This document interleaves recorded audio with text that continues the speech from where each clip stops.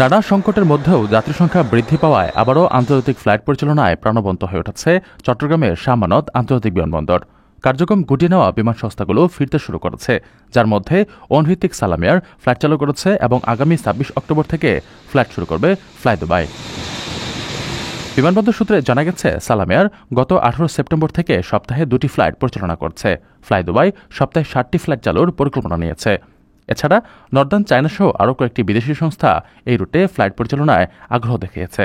নানা সীমাবদ্ধতা সত্ত্বেও চলতি বছরের জুন পর্যন্ত বিমানবন্দরটি ৪,৬১০টি আন্তর্জাতিক ফ্লাইটে ৩,৯২,০০০ যাত্রী পরিবহন করেছে। ব্যবহারকারীদের অভিযোগ, এখনকার উচ্চ গ্রাউন্ড হ্যান্ডলিং চার্জ বিদেশি বিমান সংস্থাগুলোর অনাগ্রহের একটি কারণ। তবে যাত্রী সেবার মান বৃদ্ধি ও শৃঙ্খলা ফেরাতে নির্বাহী ম্যাজিস্ট্রেট নিয়োগের মতো পদক্ষেপ নেওয়ায় যাত্রীদের আস্থা বাড়ছে। সংশ্লিষ্টরা বলছেন, বোর্ডিং ব্রিজ ও কনভেয়ার বেল্টের মতো অবকাঠামোগত সক্ষমতা বাড়ানোর পাশাপাশি গ্রাউন্ড চার্জ কমানো হলে আরও নতুন নতুন এয়ারলাইন্স যুক্ত হবে, যা বিমানবন্দরের কার্যক্রমকে আরও প্রসারিত করবে। আপনার স্বপ্নগুলো আকাশ ছবি প্রবাসীর হেলিকপ্টারের মাধ্যমে বিয়ে, জন্মদিন অথবা যে কোনো বিশেষ প্রয়োজনে হেলিকপ্টার ভাড়া করতে যোগাযোগ করুন স্ক্রিনে দেয়া নাম্বারে। প্রবাসীর হেলিকপ্টার, নিরাপদ ও সাশ্রয়ী বাহনের বিশ্বস্ত নাম।